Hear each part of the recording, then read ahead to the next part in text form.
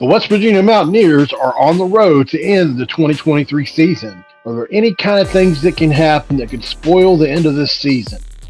Well, I sat down with Sicem 365, David Smoak, we know him as Smokey, and had a Q&A session with him because it was Thanksgiving yesterday. We're going to go over those questions and answers right after this word from our sponsor.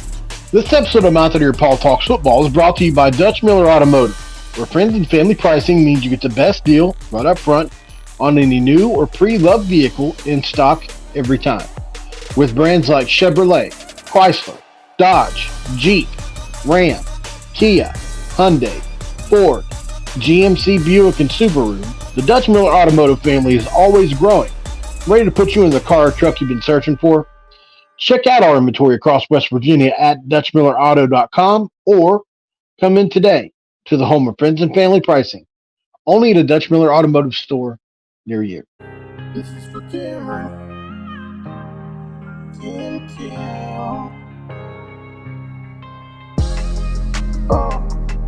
What is up, guys? Welcome back in. My name is Mountaineer Paul. This is another edition of Mountaineer Paul Talks Football. It's the last week of the season, guys. I hope you guys had a wonderful Thanksgiving. Hope you spent the holiday with people you know and love in your life. And if you spent it alone, I hope you were comfortable. I am currently at my family member's house. We're extending our Thanksgiving on into the weekend. Nothing wrong with that. Trying to watch what I eat. Not doing so good. It is what it is. We got a football game, and it's in prime time. This has got to be a record for prime time games for West Virginia this year. This has been a great year for exposure for the Mountaineers in a game that some people think could be a trap game. Some people think it's going to be a blowout, and some people think it may fall in between. Well, I sat down with Sicem 365.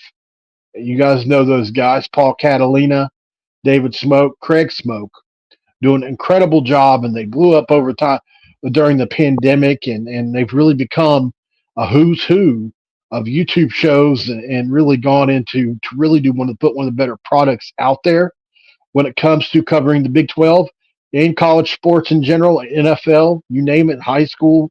I mean, they do it all over there. And David Smoak is really the guy in the middle, right? He's the guy that is kind of makes it go.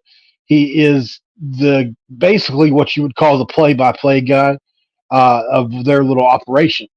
And so I was able to sit down with him and do a Q&A session since it was Thanksgiving. And I have the answers questions and answers that I wrote to David, and he gave me the answers, and here they are. So we're going to have a look at those guys and try to get prepped for this Baylor game coming up. Number one, will Blake Shapen play? If not, who's the backup? And is there any excitement around the kid like TCU was with their youngster? No. Dave Aranda mentioned he was out after a late game head injury, and so Sawyer Robertson should be the starter, and another transfer, R.J. Martinez, the backup. I wouldn't say excitement for either one because they haven't played much, although Robertson played earlier in the season when Shapen missed a couple of games. Martinez is more experienced, having started and played a lot at North Arizona, but both are raw. Robertson is not afraid to win it, but he's thrown 4 interceptions compared to just 1 touchdown. So that was the first question I asked Dave, and I think Blake Shapen being out is obviously a huge, huge hit to the Baylor Bears' chances in this game. Blake Shapen, for all intents and purposes, is the best player on this team. Some people may say Monterey Baldwin. Maybe it's the running back Presley. Maybe it's the running back Richard Reese. But at the end of the day, Blake Shapen being out of this game is a huge blow.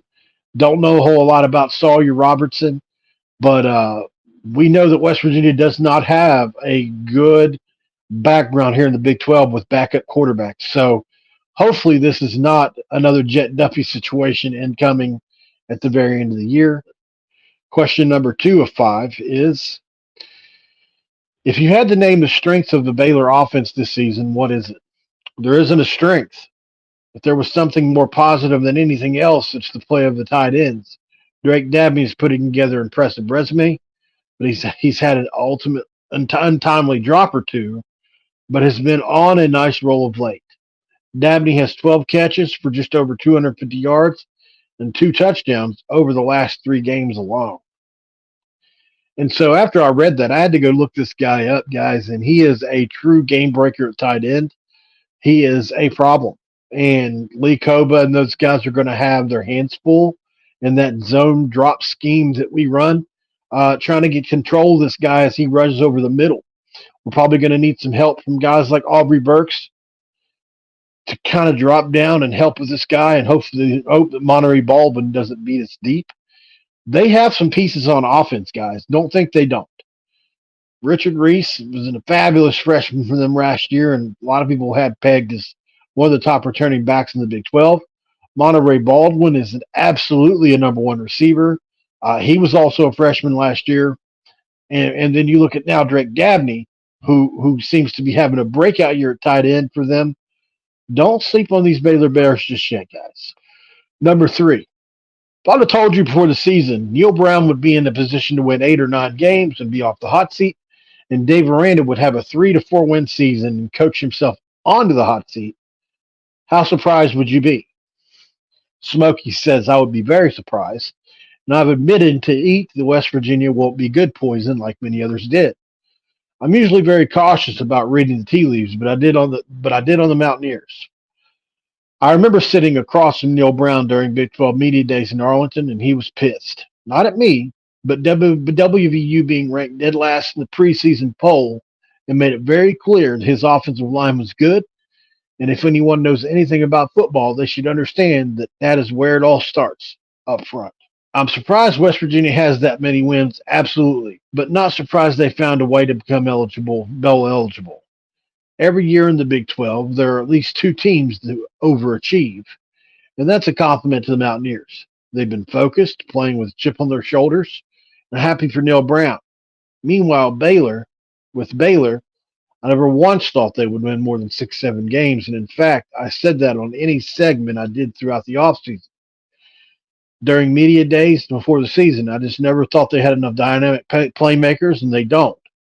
They haven't, and while surprised they won't play in a bowl game, I'm not surprised the season has been a struggle. Does the fact that WVU's wins have been schedule driven, and the only bowl eligible team they've beaten is Texas Tech so far, diminish what Brown has done in your eyes, or do you think that he's building it for the future? He says, no, it's not West Virginia's fault their conference was set up the way it was. We knew that their non-conference schedule was very tough with Penn State and Pitt. They needed to get that win against Pitt, and I think it gave them just enough momentum entering Big 12 play with wins against Tech and TCU. Makes a good point there, guys. I think we just can't underestimate how important the Pitt game always is and will be, even though it's not being played at this. Still want to see that game at the end of our schedule. Happy it's on the schedule, but I think going into the Thanksgiving Day weekend game, we're used to that rivalry weekend game being this today, right? We should have been playing Pitt today. As of right now, that is not the case. Still and yet, beating Pitt definitely propelled us into those 2 games, coming off the Penn State Duquesne games. So I agree with Smokey here. It was a big deal for momentum, and we didn't know how bad Pitt was going to be. And they do have some ball players on that team.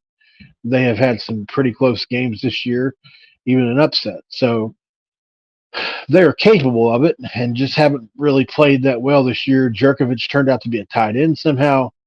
I call him Jerkovich. And then they have a young quarterback who is going to be pretty good in the future. So don't expect to see the same Pitt team next year. What are your keys to the game and what's your prediction?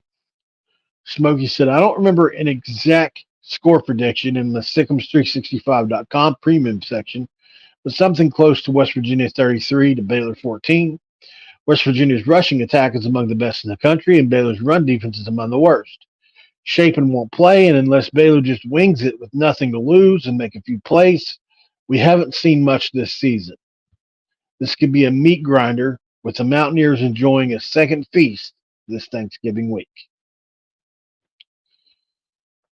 So, obviously, David Smoak, who covers the Baylor Bears regularly, along with his son and Paul Catalina, there at the Sicem 365 studio, it seems to me they are not too high on the Baylor Bears winning this football game. You can't count anybody out ever. Turnovers can happen. Crazy things can happen. The ball bounces crazy ways. We've seen this West Virginia team not play well on the road in the past, but this team feels different. And while there will be no excuse and nowhere to hide for Neil Brown or anybody else if they lose this game, I don't foresee it happening either, guys. Just too much talent on our team. We definitely have more talent, although I think a couple higher end players that can play anywhere on our team. At the spots where it matters, and that's offensive and defensive line, we just have them outmatched. And so I think West Virginia is going to drub these guys. I really do. I think it's going to be 43-10 in that range, maybe 43-14. West Virginia Mountaineers. And I actually think that Traylon Ray, somebody like that's going to have a bigger day today. Everybody sees this as the last game of the year. Neil Brown is going to want to send a couple of these guys off especially that we need to keep, maybe with something to be motivated by coming in the next year. So don't be surprised if a guy that hasn't broken out yet breaks out tomorrow. We'll see. But I have the Mountaineers dominating this game, guys. Don't see any reason why they shouldn't. But I am worried that they're playing a backup quarterback. Let me know how you feel down below, guys. As always, don't forget to like the video and feed the monster I call the algorithm. If you're not subscribed to Mountaineer Paul Talks Football, what are you doing, guys? It's free. It's not like you have to pay for that. So please hit that subscribe button. And last but not least, guys, drop a comment below. Let me know your score prediction for the game.